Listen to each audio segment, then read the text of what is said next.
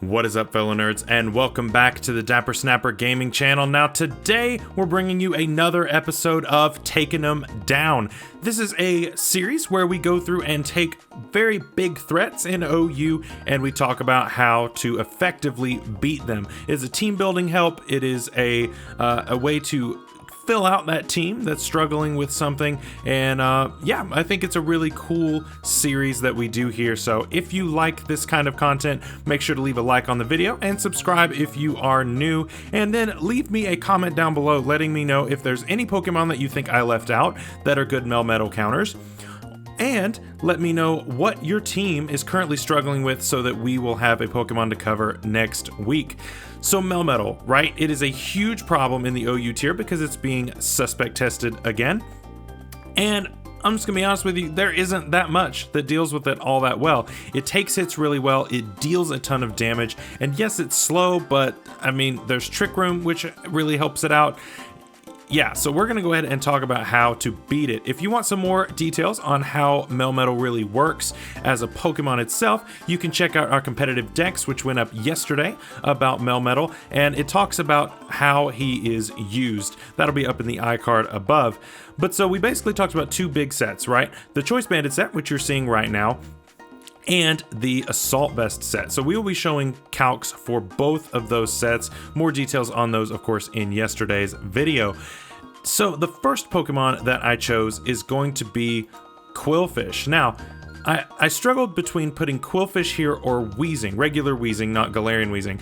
The reason that I did that is because they are very similar, right? As far as how they function in beating Melmetal. I ended up going with Qwilfish because of Intimidate.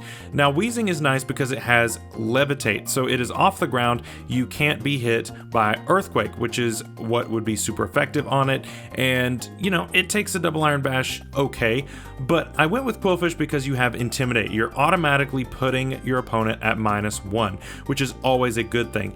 Then you have the ability to press Scald. Scald gives you that chance to burn. You know, Weezing has that Will-O-Wisp, so you can burn as well, and it has Flamethrower, but I think Scald is going to be a great way to do damage, and it's a reliable burn chance.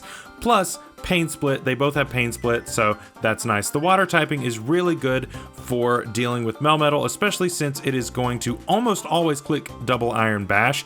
Even if it knows that you have a Qwilfish on the team, typically it's just going to click double Iron Bash, and a lot of them actually these days aren't even running Earthquake, even though that's what I like running on them. A lot of them aren't even running that, so you don't even have to be concerned about it anyway, so that kind of invalidates Weezing's need for the Levitate. So basically you bring this in and you get that thing to -1, and then you can burn it with Scald. Scald is not doing a terribly high amount of damage, but that's not why we're using it. This also has spikes. Melmetal does not appreciate spikes, and so that's another great way to start racking up damage. You know, double Iron Bash, before this thing's even burned, only does 39 damage max, which is pretty cool. Now, Earthquake does 73, but like I said, a lot of people aren't carrying that anymore. Thunder Punch, which is kind of becoming more popular, is going to do about 65, so that's a little bit more concerning. However, once you burn this thing, Earthquake does 36, and that's the max that Melmetal can do, which is fantastic. 32 with Thunder Punch, and I like those odds right there. So Qwilfish, a great way to actually shut down a Melmetal, and this is going to beat it whether it is Banded or Assault Vest. And one thing you'll learn about this, which is kind of odd, well, I mean, it's not that odd, but these defensive sets, it really doesn't matter which set of Melmetal it is. It's going to beat it either way. The outcome changes a little bit when you get into your offensive variants of Pokemon, but these defensive mons, it really doesn't matter. It's going to beat both sets. Alright, so next we're going to look at a defensive Mew. Defensive Mew is not that weird. We've used it on the channel a couple of times before, and we've got Will-O-Wisp, Rocks, Soft Boiled, and Flamethrower. Basically, you bring this in and you burn the Melmetal, and after it's burned, it can only do 43 to you with Double Iron Bash. If it is Choice Bandit, it does 38 to 45, which is, it is what it is, but you've got Soft Boiled, and it can't do more than what you're healing with Soft Boiled. You will heal every turn with your own healing, so your opponent cannot stay in on that. It completely shuts down Melmetal. It's gotta leave. Very, very cool. Very simple set, but very effective, so definitely think about using that. Okay, so let's think you want an offensive Pokemon in order to deal with Melmetal. That's awesome. We've got Kommo-o.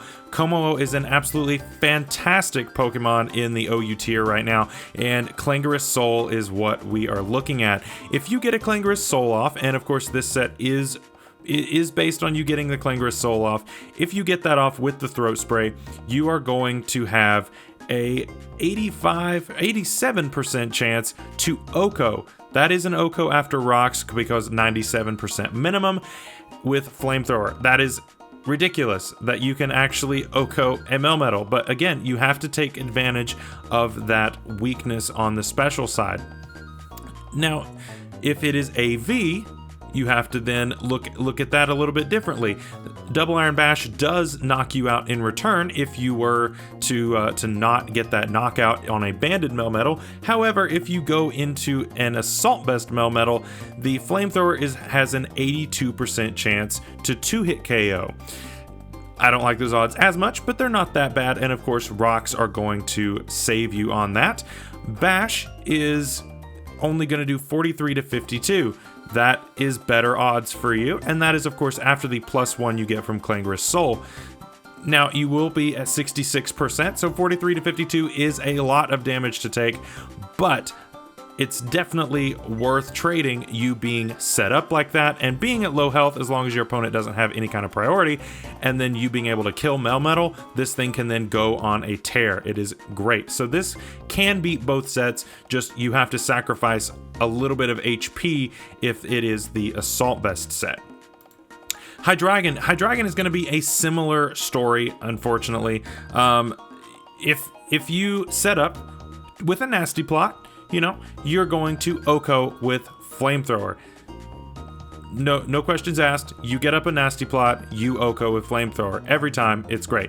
Now, Double Iron Bash does kill you back, but of course you're going to be way faster, and Flamethrower is a very reliable move, and so you'll be able to knock that out pretty easily.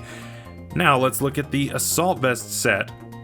Flamethrower becomes a 2-hit KO, and Double Iron Bash also is a 2-hit KO. It no longer kills you.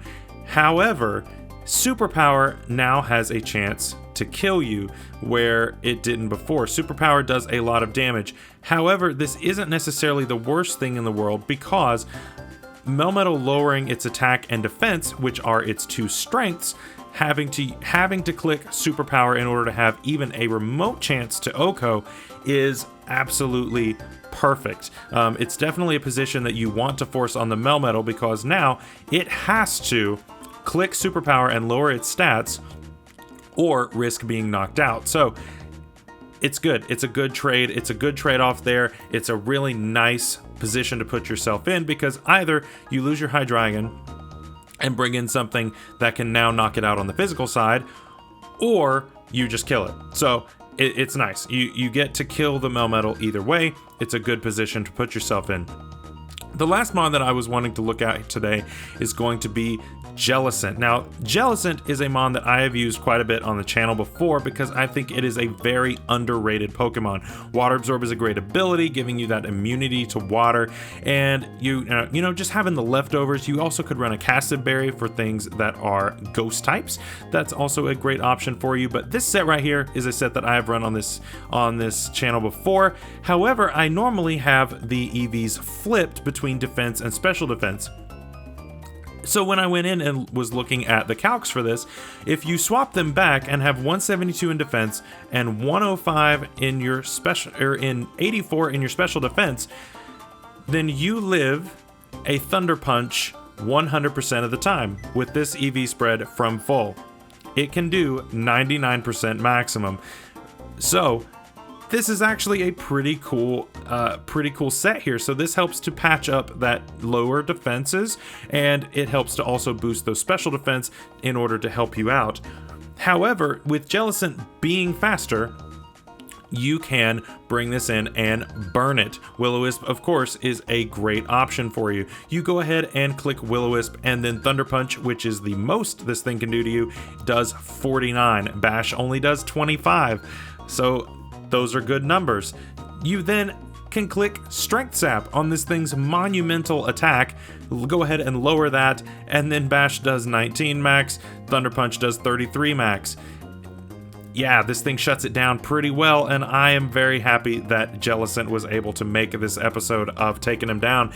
So that's going to be it. Those are some really cool ideas for taking down Melmetal. Again, if you have any other suggestions, go ahead and throw those down in the comments below, and go ahead and leave a like while you're down there, and subscribe if you are new. So thank you guys so much for watching, and I will see you guys tomorrow for some more Mystery Dungeon, and happy early Easter to all of you. So thank you again so much for watching, and I'll see you next time. Bye-bye.